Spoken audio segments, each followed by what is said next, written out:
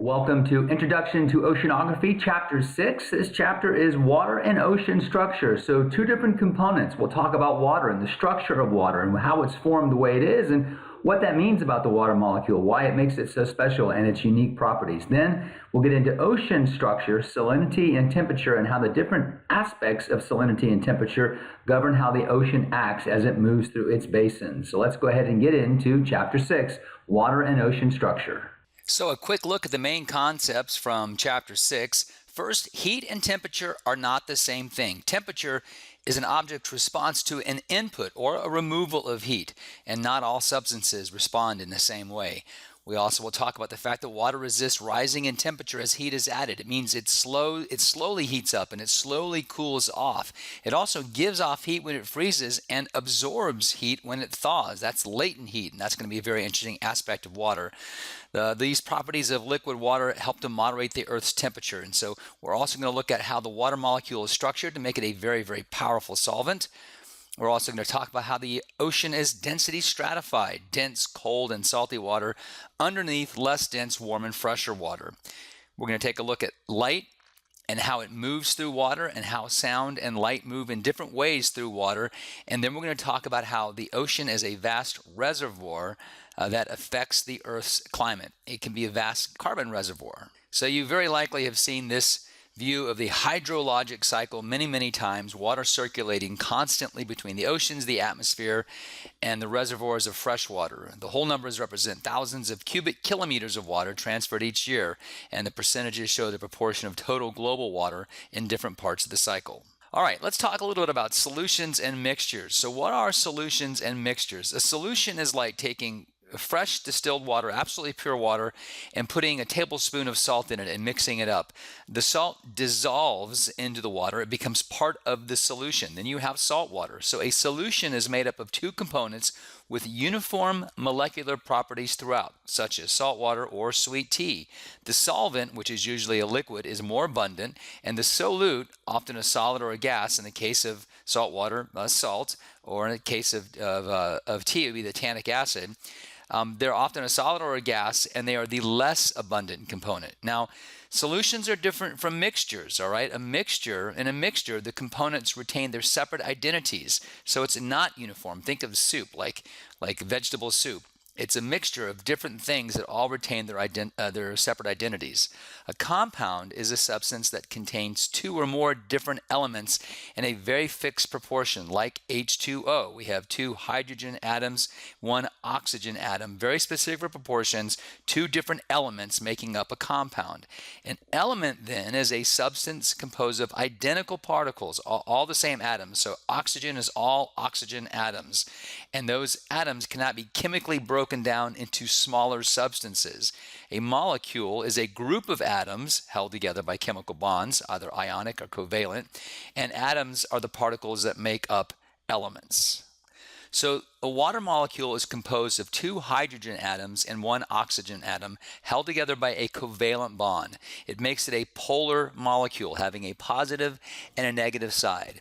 A molecule is a group of atoms held together by chemical bonds. So those chemical bonds, the energy relationships between atoms that hold them together, are formed when electrons, the tiny negatively charged particles found toward the outside of an atom, are shared between atoms or moved from one atom to the other. Now, when the electrons are shared, as they are in the water molecule, it's a very strong covalent bond.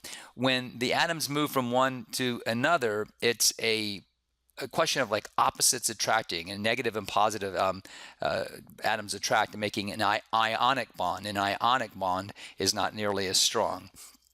So in the case of your hydrogen atom, which is right here, this is going to be your hydrogen atom, we have the nucleus and one electron. Now, electrons move around nucleuses, the nuclei, in shells, and the first shell can contain two electrons, and hydrogen it only contains one.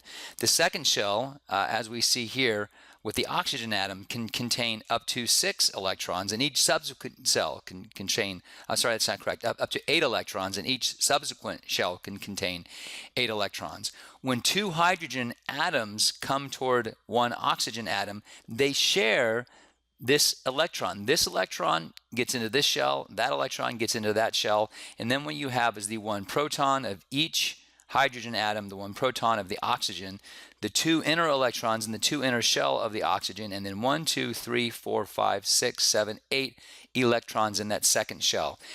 The oxygen atom and the hydrogen atom are sharing this electron. They're sharing that electron.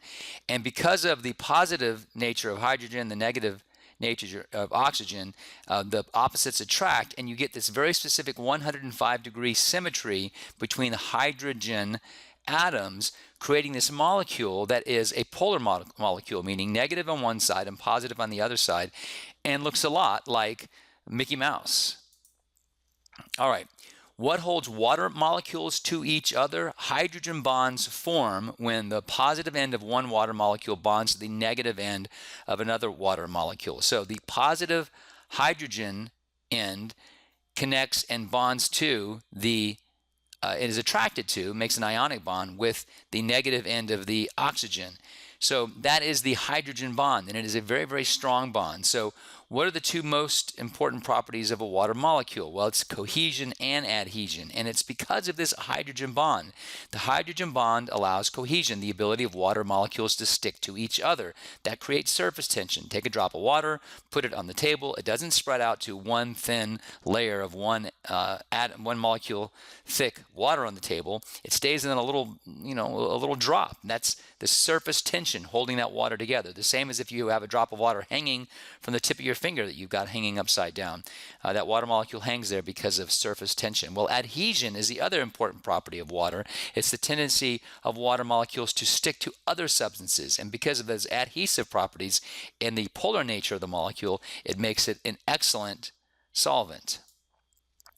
So what is the difference between heat and temperature? We talked about that at the very beginning of the lecture. Heat is energy produced by the random vibrations of atoms or molecules. All atoms or molecules move. Even in a solid, they may be rotating or vibrating. In a gas, they're zipping around in the air, in the atmosphere, or whatever is containing the gas. And in a liquid, they move by each other, squishy and all liquidy, all right? So all molecules and atoms move. They may be zipping around, they may be vibrating, or they may be rotating. The hotter the molecule or the atom is, the more they vibrate and move. And the colder the molecule, the less they vibrate and move. The temperature is an object's response to the input or removal of heat, meaning when you input heat into a substance, those molecules begin to move more quickly, and that change in movement is the temperature. So the temperature is a measure of the average speed of molecules. Now, heat is all of the motion of the molecules in a substance, and temperature is the measure of the average speed of those molecules.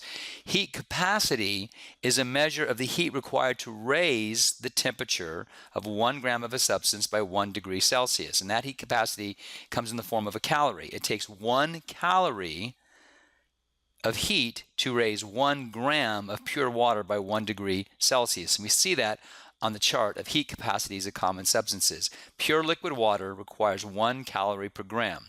Water has a very high heat capacity. It takes a great deal of heat input to change the temperature of water. It also requires a great deal of heat removal to lower the temperature of water. So the relationship here between density and the temperature of pure water. So over here at A, we're at about 20 degrees Celsius. Here we're at 10. Here at B, we're at 3.98, a very specific temperature Celsius. That is the maximum density of water, 1 gram per centimeter, cubic centimeter, that is, one little cube of water, one little centimeter wide cube of water. And then the density of water drops rapidly as it chills, and then drops significantly as it goes from liquid water here at C to solid water at D. So here you have very warm water with a very low density, and as it gets colder and colder and colder, the density increases. So that makes sense, right? Density is the volume, the amount of a substance divided by its volume. So the density of a square of styrofoam is significantly less than the same size square of lead. There's way more molecules stuffed in that same size square of lead. It has a higher density. So it's mass divided by volume. And as the mass increases in the same volume, then you get higher and higher density. As the mass decreases in the same volume, you get lower and lower density. So what do all substances do when they get cold? They contract. So the contraction of water causes it to become more dense, right to 3.98 degrees Celsius. That is the maximum density of water, pure water, 1 gram per centimeter. Then as it continues to chill toward freezing, the molecules of water begin to arrange themselves more in a lattice formation, the hexagon that we think of as a snowflake, and they take up more room, and so the volume increases and the density goes down. This is still liquid water at 0.999 grams per centimeter. Once it freezes, the density of water goes down to 0.917. So you can see that density of frozen water is significantly less than the density of warm water or even cold water. And that's why ice floats. When the water freezes, the density of that same amount of water is much less and the ice floats. So the lattice structure of an ice crystal showing the hexagonal arrangement, that's the hexagon, we think of the 6 sides of a snowflake, that's your hexagon. During the transition from liquid to the solid state, the bond angle between oxygen and hydrogen atoms in the water widens from 105 to 109 degrees because of the change in temperature. This change allows the hydrogen bonds in ice to form a crystal 3D lattice. That's how you get that hexagon in a 3D lattice. Now, at this point, these are all individual water molecules. The space taken up by 24 water molecules in solid lattice could be occupied by 27 or significantly denser amount of water molecules in a liquid state. So solid water is less dense. It's 9% less dense. And because of that, again, ice always floats. All right, so let's talk about those states of matter. I referred to the phase at one point. A phase or a state of matter, there are 3 states of matter. You have a gas, a liquid, and a solid. Now, some say that plasma is a 4th state of matter, and that's very true. But in this case of physical science, we're going to talk about these 3 states of matter, gas, liquid, and a solid. So a gas is a substance that can expand to fill any empty container. Now, atoms or molecules of a gas are in high-speed motion as they move in random directions. They move just about any different way. A liquid is a substance that flows freely in response to unbalanced forces. So if you've got a glass of water, it's sitting there perfectly still. If you tip the water over, now you have an unbalanced force, and that water will flow freely because of that unbalanced force. But it does have a free upper surface in the container if it doesn't fill that container. So gas fills any container that you put. If you only have 2 water molecules, water vapor in a container, it'll fill up that entire container. Water will not fill the entire container. It will have its own upper boundary, and that's one of the big differences between gas and a liquid. All right. Atoms or molecules in a liquid move freely past one another as individuals or small groups. Liquids compress only slightly under pressure. Gases and liquids are both classified as fluids because they both flow easily. A solid is a substance that resists change of shape or volume. A solid can typically withstand stresses, like you can press on the table and it won't just move or bend. A solid usually breaks suddenly. On Earth, water can occur in all 3 states, which is one of the things that makes Earth very, very unique. And here is the change in state going from a solid piece of ice at 40 degrees below Celsius to ice at 0 degrees Celsius to ice transitioning from ice to water and then heating up from 0 degrees Celsius to 100 degrees Celsius, the boiling point of water, and then vaporizing into the air. And what we see here, these flat areas, this is where we have additional heat as input. Okay, so we've warmed this very, very cold ice up to, from 40 below to 0 degrees Celsius, and we've only put a little bit of heat into it. This is the heat at the bottom, heat and calories. Now we get to this frozen ice, and it takes a tremendous amount of heat with no change in temperature to melt it. Then we add heat again, just a little bit at a time, and water warms up. It warms up to 100 degrees Celsius, but then it takes a tremendous amount of heat input to get that water to turn into gas. And the reason why that is because in order to get this ice to turn into a liquid, you've got to break down the bonds between the molecules. They're very, very well structured, very, very tight, very well bound in a solid. So you have to put a tremendous amount of energy into that solid to break those bonds and turn that solid into a liquid.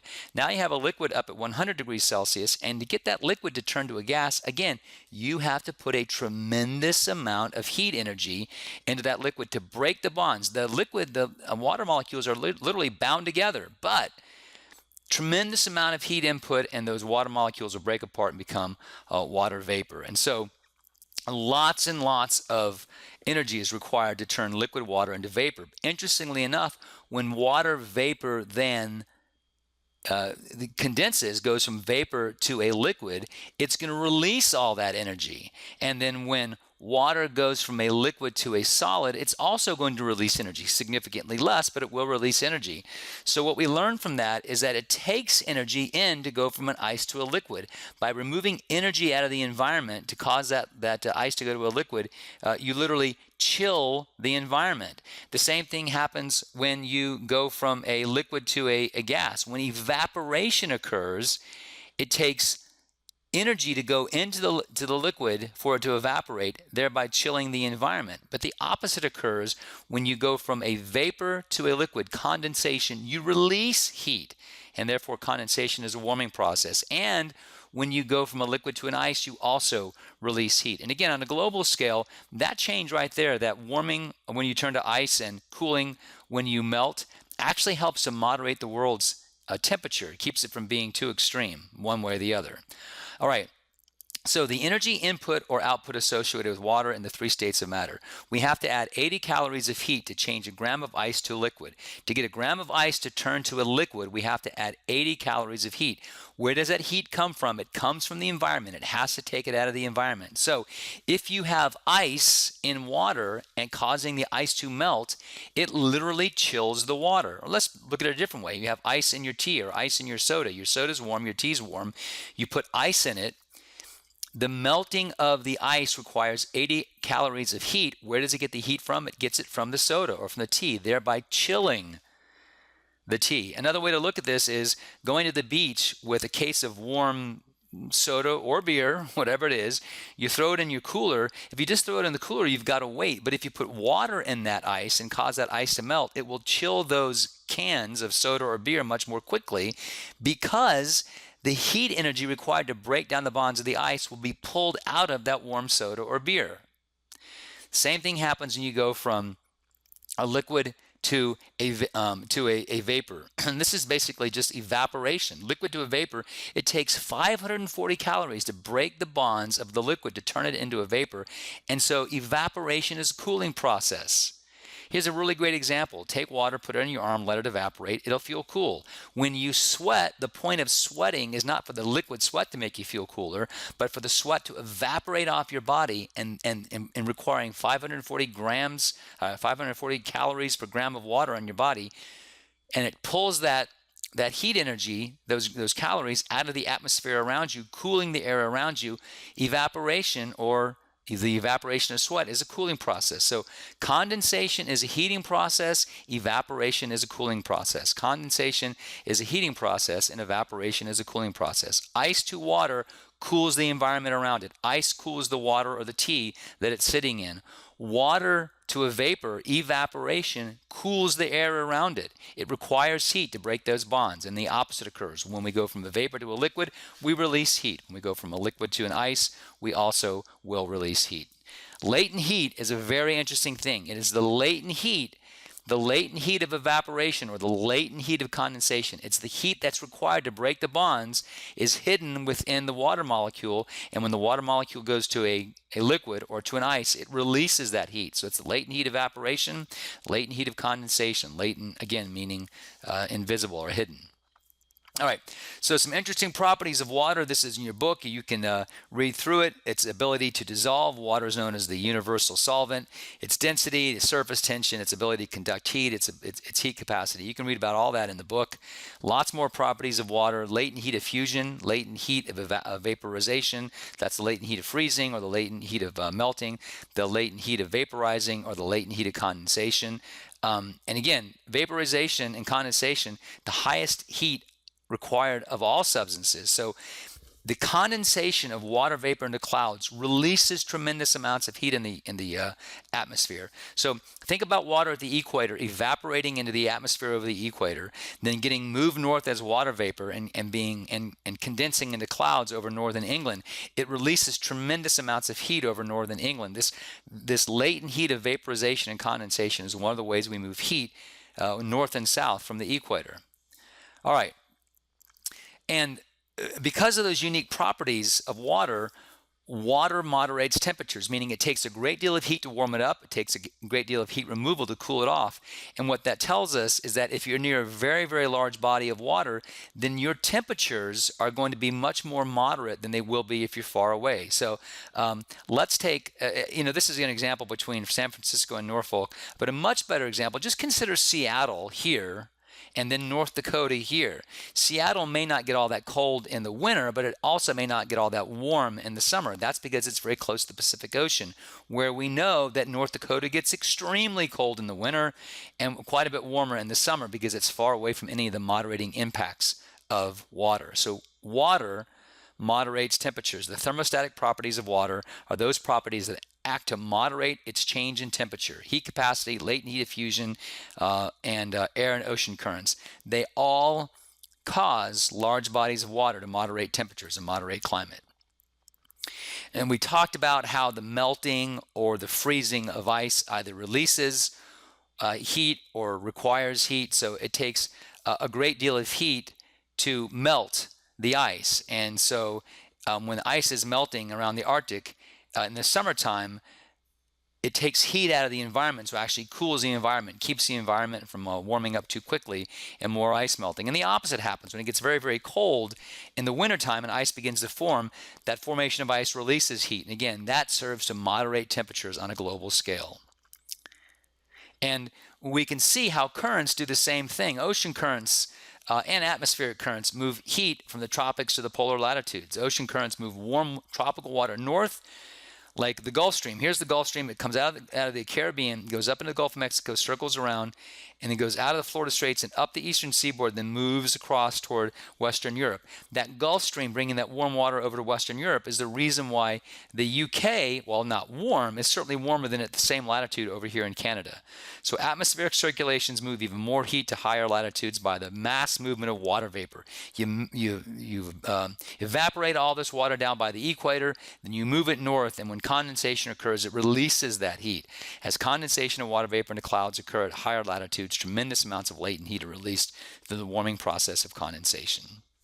Water is also a powerful solvent. Due to the polar nature of water, it makes it a great solvent. It will eventually dissolve literally anything. You put anything in water long enough, it's going to dissolve. But when we think of table salt, that's actually sodium chloride. So you put sodium NaCl into water, the positively charged hydrogen end of the polar water molecule is attracted to the negatively charged chlorine ion, and the negatively charged oxygen is attracted to the positively charged sodium. And so it literally pulls the chlorine and the sodium apart. So water is a polar molecule and then pulls other polar molecules apart. Well, oil is not a polar molecule. Oil that does not have that polar nature, and that's why water can't dissolve oil. The two will sort of separate. When water comes into contact with compounds whose elements are held together by the attraction of opposite electrical charges, like most salts, the polar water molecule will separate that compound's elements from one another. Water dissolves the compound. The compound's elements can move easily through water by diffusion, the random movement of materials through a solution, which means if you take water, very still water, and drop a tablespoon of salt into the bottom of the water of the glass, diffusion will cause that higher concentration of salt at the bottom of the glass to eventually randomly move throughout the entire glass of water. Eventually, the entire glass of water becomes salty. That's diffusion. When no more of a compound will dissolve, water is said to have reached saturation. The rate at which molecules of the solute are being dissolved now equals the rate at which they're reforming into crystals. So essentially, if you put a whole bunch of salt into water and you start to stir it up, the salt crystals will dissolve and dissolve and dissolve. There'll become a point when no more of that water can hold salt crystals. And then any more a dissolution or dissolving of salts will require that some salts recrystallize. And so it's sort of a recycling process where some of the crystals are dissolving and some of the crystals are reforming. The reforming of a solute in a solution into a crystal, that process I just mentioned, is known as precipitation. And that happens in the air as well. You have air, look at the air in front of you. It has water vapor in it. It's just not completely saturated. If you were to saturate that air in front of you, well, then condensation would occur. When condensation occurs, the water vapor molecules in the solution of air are reforming into water molecules, and that's known as precipitation.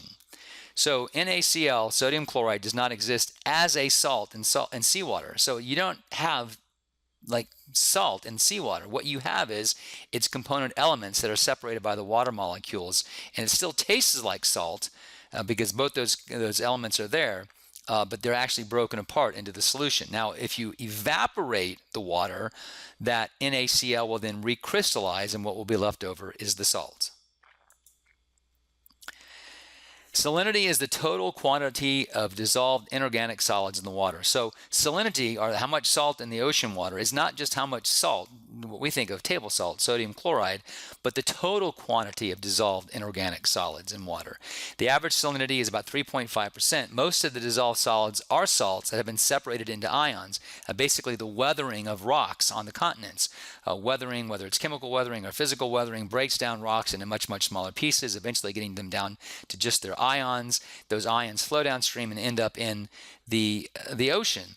That's how we've saltified essentially the ocean. So sodium and chloride are the most abundant ions in seawater, but you can see there's lots of others. There's obviously oxygen and hydrogen, but there's sodium and sulfate and manganese and calcium, potassium, and bicarbonate, which creates carbonic acid, which makes the ocean slightly acidic. But any of those major constituents can recrystallize. So magnesium can literally recrystallize in the ocean as magnesium. And calcium can too, calcium carbonate. That's where you get the shells of animals. That's what animals, mollusks and different sea life, planktons, phytoplanktons, and even zooplanktons, they'll take the carbon dioxide and the calcium out of water and then make a calcium carbonate shell. And corals did the same thing. All right. The salinity of seawater. So nearly every element present in the crust and the atmosphere is also present in the ocean. So all the elements that are in the crust of the earth and all the elements that are in the atmosphere eventually break down and get mixed into the ocean, creating those salts at 3.44 grams, that almost 3.5%. If you take that 3.44 grams and break that down, mostly it's chloride, then a lot of sodium, then your sulfates, magnesiums, bicarbonate, calciums, potassiums, and others. All right, and this is the process by which the ocean became salty. This process that regulates the major constituents of seawater. Ions are added to seawater by rivers running off crustal rocks, plus excess volatiles from volcanic activity. Groundwater, that's how you get some of those ions. Hydrothermal vents gives you some of the ions in cold springs. And the decay of once living organisms gives you ions. Ions are removed from the ocean by chemical entrapment as water percolates through the mid-ocean ridge, meaning as the water goes back down into the rocks of the ocean crust, some of those ions are pulled out and lost to the crust. And also different places like seamounts, underwater volcanoes. Sea spray will take some of those ions out. You get uptake by living organisms. I talked about how living organisms will pull carbon dioxide and calcium out to make their shells. Incorporation into sediment. Some of those things are held in the sediment, and eventually the sediment is buried. And then ultimately with sediment, that sediment then just gets subducted back down into the crust. So that's how those major constituents are basically held in a uniform proportions, that cycle. So the principle of constant proportions say the salinity of various samples of seawater may vary, but the ratio of the major salts is constant. So you may have slightly more saline or slightly less saline seawater, but the ratio of those salts is always constant. The salinity is the total amount of dissolved materials in 1 kilogram of water measured with this salinometer. The ocean is always in a chemical equilibrium. The proportion and the amounts of dissolved solids remains constant. That's the principle of constant proportions. Ions are being added to and removed from the ocean at the same rate. The proportion and the amounts of dissolved solids remains constant and is known as a steady state ocean. So landlocked seas aren't like this. Landlocked seas will just continually have more ions pumped into them from rivers flowing off those seas, like the Dead Sea or the Great Salt Lake, and they just become saltier and saltier and saltier and denser and denser and denser. Processes that add salt, such as weathering of rocks, are balanced with a process that removes salts, such as the burial of sediment. Residence time is the average length of time an element spends in the ocean. All right, there are conservative constituents and non-conservative constituents. The conservative constituents of seawater are those constituents that occur in constant proportions. Conservative elements have long residence times and are most abundant. Non-conservative constituents have short residence times and are usually associated with seasonal or biological or short geologic cycles. You might have a big algae bloom, and a big algae bloom is going to suck up all the oxygen out of the water, so or cause other things to happen. So sometimes biological events or seasonal events or short geologic cycles, like a lot of volcanism, may change those non-conservative constituents. So how about gases in seawater? Most gases in the air dissolve readily into seawater at the ocean surface. So the ocean in contact with the atmosphere, you get lots of great dissolution or dissolving of those gases in seawater.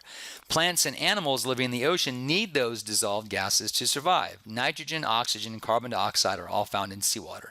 The proportion of dissolved gases in the ocean is different from the proportion in the atmosphere. Significantly different amounts of carbon dioxide in the ocean than in the atmosphere. Significantly different amounts of oxygen as well. And those differences are largely due to the ability of gas to dissolve in water and in air. And unlike solids, gases dissolve more readily in cold water. If you take a solid, salt, sugar, and you put it in warm water, it's going to dissolve very quickly. If you ever taken a big teaspoon of sugar and put it in cold iced tea, it's very difficult to get it to dissolve. But it's the opposite in water. Gases dissolve very, very easily in cold water.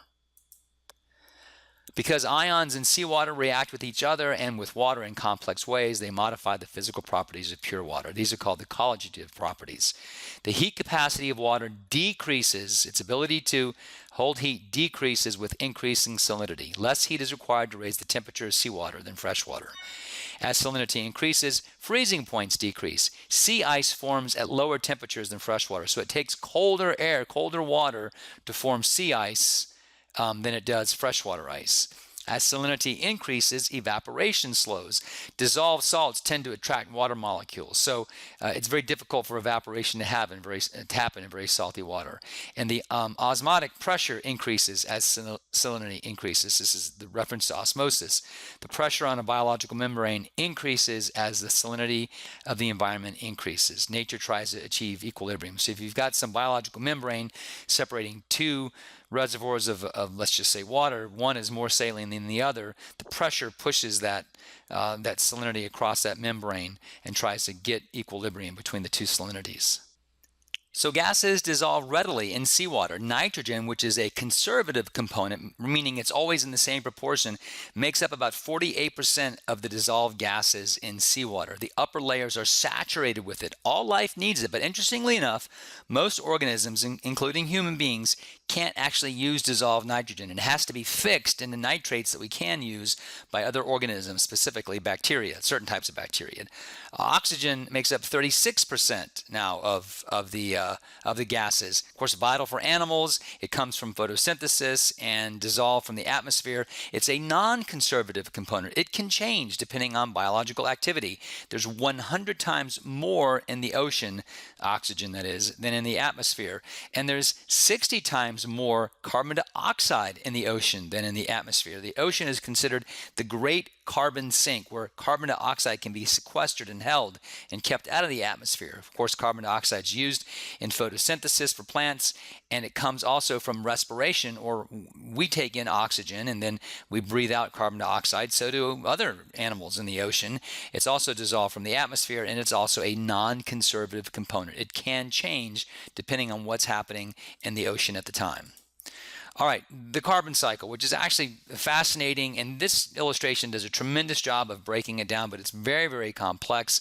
And the carbon cycle and how carbon sort of migrates through the cycle can have a huge impact on global climate. And part of the reason why over very vast geologic spans of time, global climate has changed. So the carbon dioxide combines readily with seawater to form carbonic acid. Carbonic acid can then lose a hydrogen ion to become a bicarbonate ion, or two hydrogen ions to become a carbonate ion. Some bicarbonate ions break down to form carbonate ions, which combine with calcium ions in seawater. So carbonate ions we either get from two hydrogen ions becoming a carbonate ion, or bicarbonate breaking down. And when you have these carbonate ions, they combine with calcium to form calcium carbonate. And calcium carbonate is hard. It's like limestone, or it's like the shells of sea creatures, or the hard skeletons of sea creatures, or like coral. So when those creatures die, those structures may fall to the seabed as carbonate sediments, eventually to redissolve and then turn into carbon dioxide in the water again. Or sometimes they're buried and compacted and lithified and turned into carbonate rock, like limestone, like I said. But that is the carbon cycle. And as the double arrow indicates, all of these reactions can go in either direction. So carbon cycles through the atmosphere into the ocean, and then into calcium carbonate, which can dissolve or be buried, and then sometimes buried and lithified, turned into rock, sometimes seducted, sometimes coming out in a whole different part of the world. And bottom line is there's a massive carbon cycle. It's very complex, but it can have a profound impact on the global climate. So this is how we see the different gases, oxygen and carbon dioxide, dissolving in seawater. Oxygen is abundant near the surface because of the photosynthetic activity of marine plants. So all those plants at the surface taking advantage of sunlight are taking in carbon dioxide and spitting out oxygen. So there's very little carbon dioxide close to the surface and a great deal of oxygen close to the surface. Now, oxygen concentration decreases below the sunlit layer because of the respiration of marine animals and bacteria, meaning that animals are breathing out carbon dioxide but taking in oxygen in those lower layers beneath the sunlit layer, let's say 1,000 meters down or 4,000 feet down. And there's no plants at that lower layer. There's no plants to give off more oxygen. So you have oxygen being consumed, but no oxygen being given off by plants. And then oxygen is consumed as well by the decay of tiny dead animals slowly sinking through the area. So in contrast, plants use carbon dioxide during photosynthesis. So surface levels of CO2 are very low. Because photosynthesis cannot take place in the dark, CO2 given off by animals and bacteria tends to build up at depths below the sunlit layer. So CO2 also increases with depth, but because its solubility increases as pressure increases and temperature decreases. So it's a little complex, but you can see that there's way more oxygen at the surface than carbon dioxide. And then carbon dioxide is going to increase as you go down, because biological animals are down in that dark layer. So those biological animals are going to give off CO2 and they're going to take up oxygen. All right, let's talk a little bit about ocean surface conditions. Average surface temperature and salinity for the world ocean. As you would expect, temperatures are lowest at the polar regions and highest near the equator. Heavy rainfall in the equatorial region refreshes the ocean near the equator, where the hot and dry conditions in the subtropics results in higher surface salinity. Meaning at the equator, you have a lot of fresh water falling out of the sky, so you have lower salinity. But at about 30 degrees north and south latitude, those are where the world's deserts are, because of the global atmospheric circulation. You have a lot of sinking air there. You don't have much rain, and so you have high salinity in those areas. So the salinity changes at the surface based on essentially the atmospheric conditions and the climate. Sea surface temperatures during the northern hemisphere summer, pretty straightforward, exactly what you'd expect. They're going to be warmer at the equator and then colder up at the poles. Variations in temperature, salinity, and density are usually confined to the uppermost 2,000 meters. The deep ocean is nearly as salty, cold, and dense as the equator than as it is at the pole. So yeah, that difference in salinity and temperature, that occurs at the surface. Once you get deep down, there's not a lot of changes in salinity and temperature. And there are your sea surface average salinities in parts per thousand. Those highest salinities at about 30 degrees north and south latitude, and the lowest ones there very close to the equator. All right, let's talk a little bit about acid and base solutions. An acid is a substance that releases a hydrogen ion in solution, and a base is a substance that combines with a hydrogen ion in solution. And so you get alkaline solutions, a solution that is basic, and then you have acidic solutions. And so acid or alkalinity is measured on the pH scale. And you've probably heard about the pH scale most of your life, a couple different views of the pH scale. So an acid is a substance that releases a hydrogen ion, an H plus in solution. Excess H hydrogen ions makes it acidic. A base is a substance that combines with a hydrogen ion. So a solution containing a base is called alkaline. They typically have an excess of OH plus. So acidity or alkalinity is measured on the pH scale, with neutral pH, bases above 7 and acids below 7. So the higher you get above 7, the more basic you are, like drain cleaner, and ammonia, some dangerous stuff, soap.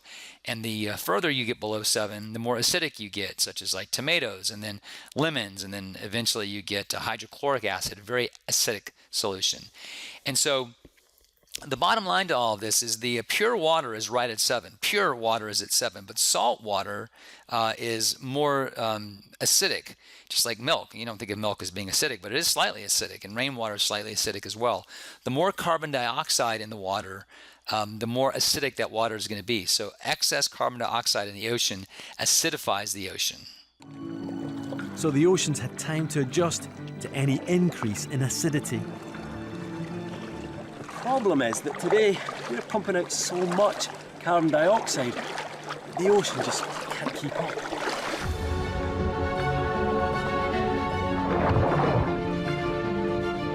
As a result, they're turning acidic faster than they have for millions of years.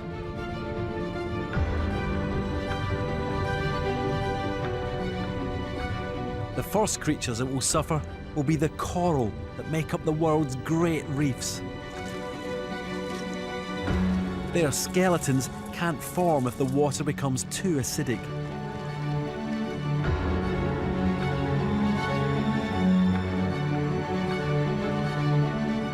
If the oceans continue to acidify at their current rate, coral could eventually disappear from our oceans.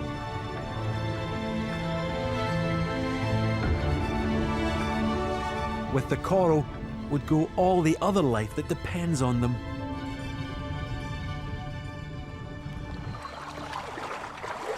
For ocean acidification, we have a far greater impact than the death of coral reefs. Change in the ocean's chemistry threatens the overall balance of Earth's life support systems. The health of our planet is so intimately connected with the conditions in the sea that these changes may have untold consequences for our world. If ocean acidification continues, coral would be just the beginning. Phytoplankton are also vulnerable to increasing acidity in the sea. In the long term, this could endanger one of the main sources of oxygen on the planet. But what about the short term? What will these changes in the oceans mean for us?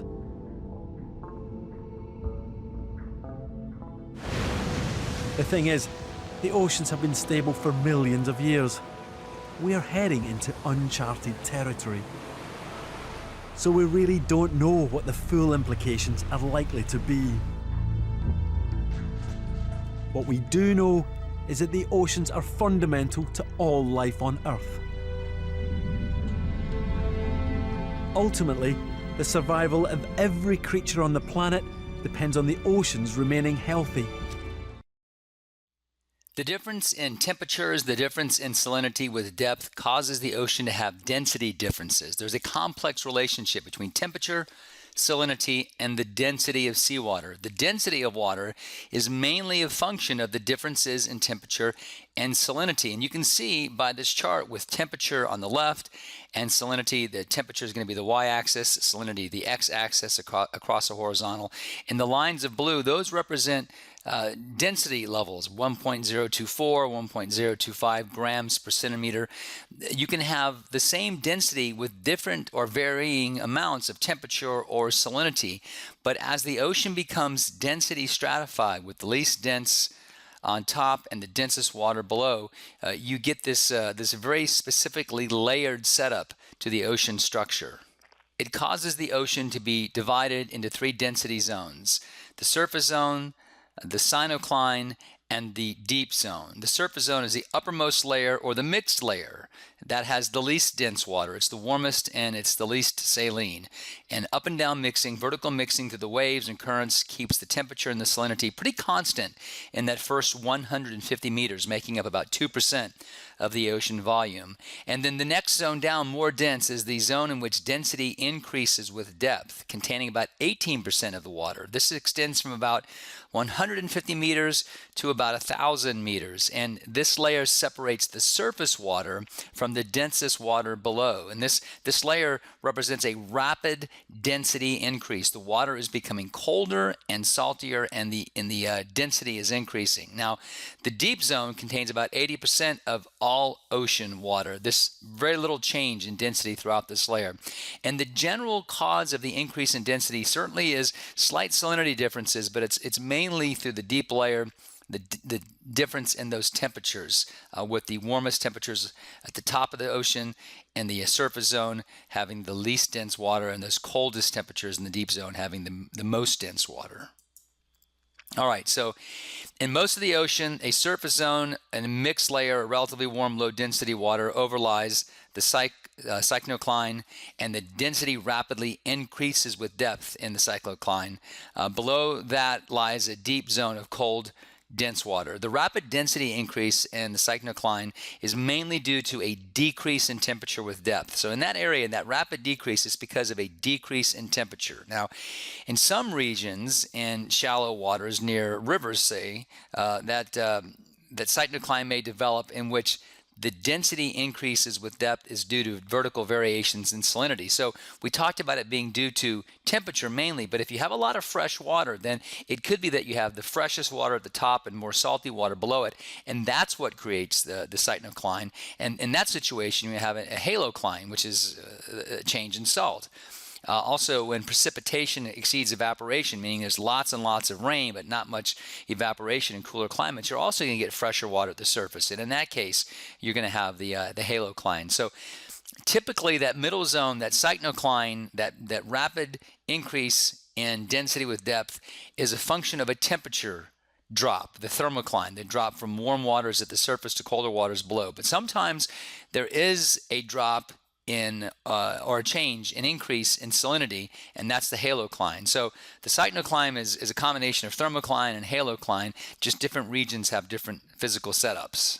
So here's a typical temperature profile at the polar, tropical, and middle latitudes. So the polar is in blue with very little temperature difference from the surface to the deep layer. The tropical, where we have a significant temperature decrease from the surface waters down to the deep zone, and then the temperate areas, the middle latitudes, where you don't have as much of a pronounced change. So there is no thermocline in the polar waters. It's all a halocline. It's all a salinity difference that keeps that water in the polar regions density stratified. So water masses have characteristic temperatures, salinities, and densities. Layering of the water masses by density traps dense water masses at great depths. The cyclocline effectively cuts off 80% of the world's ocean from the 20% involved in surface circulation. So density stratification usually prevents vertical water movement. Large volumes of vertical water movement only occur where there is little density difference between the surface and the water in the deep water at the ocean's depths. So here's another view of that, showing the difference between the polar, which is going to be at either end of this chart, to the temperate regions and mid-latitudes, and then the equatorial regions, where you can see the very warm water creates that pronounced temperature difference with depth. Next, we're going to move to talk about how light and sound moves through the ocean waters. Very interesting, the effects here. Light is a form of electromagnetic radiation or radiant energy. It travels as a wave. Light travels as a wave through space and through air and through water. Sunlight does not travel well in the ocean. Scattering occurs when light is bounced between air and water molecules, dust, and other objects. So as the sunlight travels through the atmosphere, about half of it is either scattered or reflected away before it strikes the surface. And then Absorption occurs when the light's electromagnetic energy is converted into heat in seawater molecules. So when that light strikes the surface of the ocean and heats it up, then there's some absorption of that electromagnetic radiation. So there's a thin film of lighted water at the top of the surface zone, and that's called the photic zone. Because of the scattering of light by water molecules and air molecules, and because of the absorption of electromagnetic radiation of light by water molecules, there's only a thin film of lighted water at the top of the surface zone, and that thin film is called the photic zone. So sound and light both travel in waves, and because they travel in waves, there can be refraction or reflection or scattering or absorption, as I said. Refraction is the bending of waves. So light waves and sound waves can both be bent. And that occurs when waves travel from one medium to another, specifically mediums of different densities. So here you have the white light of sunlight traveling through the less dense air, and then you can see it strikes where there's some sea spray. There's a lot of water vapor in the air, and it literally bends those light rays because it's a more dense medium, and so it literally bends the light rays. So the refractive index is a ratio that expresses how much light is refracted from one medium to the other, and the refractive index of water increases with increasing salinity. So as the salinity goes up, it becomes more dense, the refractivity of water increases as well. So that's its ability to bend light waves or sound waves. So water transmits blue light more efficiently than red light. So if you take all of the sunlight, we refer to that as white light, all of the visible light from the sun, it's between about 300 and 800 micrometers of wavelength. That's literally the length of the waves between one crust and the other. And so the blue light travels through water most easily. So only a thin layer of surface seawater is illuminated by the sun. Except for light generated by other living organisms, most of the ocean lies in complete blackness. Now, absorption of light by different wavelengths by seawater can be seen here, where much of the reds are absorbed, a lot of the oranges and the violets, but a lot of the blue is allowed to transmit into the ocean, and that, of course, is the reason why the ocean does look blue. Now, sound travels in the ocean, and there's a real relationship between the water depth and the velocity that the sound moves. So sound's velocity in the atmosphere is somewhere between 1475 and 1500 meters per second. Once it goes into the ocean, as it gets deeper and deeper, there is a higher sound velocity initially, and then the sound velocity drops to a minimum, and then again at great depth, that sound velocity will begin to increase. So sound can travel for much greater distances in water than in light. So the reason why sound can travel greater in distances is because the water molecules are touching each other, and so the compression nature of those sound waves moves the water more easily. Of course, if you put your ear down to the desk and knock on your desk, you'll know that sound moves most easily through solids. So the speed of sound in seawater increases as temperature and pressure increases. So the speed of sound increases with increased pressure, but it also increases with increases in temperature. So there's an interesting thing where you see a drop in temperature and then a drop in speed with depth, and then as you get much deeper, the increase in pressure causes the velocity of the sound to increase again. So you have a very interesting curve there relating the speed of sound through water with the depth of the ocean. Refraction bends light and sound, and it also bends waves or ocean waves. So this is an analogy for refraction. We talk about density differences. If you have pavement and sand, and you have a marching band marching along, and we're going to consider the pavement to be less dense and the sand to be denser. I mean, walking through sand is more difficult than walking across pavement. So the ranks of marchers represent the light or sound waves. The pavement and the sand represents different media. The marchers can walk faster if they stay on the pavement, and then if they walk through the sand next to the highway, the sand is denser. So if the marchers head off the pavement at an angle other than 90 degrees, their path will bend, refract as they hit the sand, because the people walking into the sand initially will slow down, and that will cause them to slow down, and cause in order for the line to catch up and be straight again, the people on the outside have to speed up, and that causes that wave to bend. If they march straight off the pavement, the ranks will just slow down, but they won't bend. So this difference in density is what bends or refracts sound waves or light waves. So there's a thing called the SOFAR layer, which is the sound fixing and ranging layer, in which sound waves travel at their slowest speed. Sound transmission is particularly efficient. That is, it can be heard for great distances because the refraction tends to keep the sound waves within that layer. So at that layer of minimum speed, the difference in the density to above and below causes the sound waves to bend back into that layer, that SOFAR layer, that sound fixing and ranging layer, and so the density difference below the density difference above causes the sound waves to bend into that one channel, which means that sound transmission is very efficient at that level.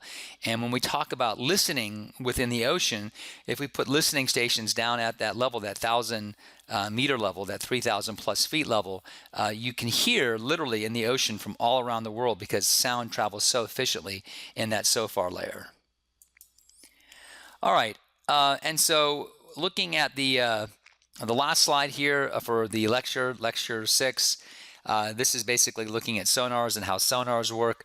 Sonars just emit a sound wave, and then the sound wave goes down and reflects off of an object, and the sonar listens for the reflection to come back. So the principle of active sonar: pulses of high frequency sound are radiated from the sonar array of the sending vessel. Some of the energy of this ping, this emission of high frequency sound, reflects from the submarine and returns to the sending vessel, and the echo is analyzed to plot the position of the submarine. Pretty standard stuff, and we talked about that earlier in the semester when we were talking about how we determine the depth of the ocean. All right, well, that was Chapter 6, Water and Ocean Structure. Next, we'll be taking a look at Chapter 7. That will be on atmospheric circulations and the global circulations of the atmosphere.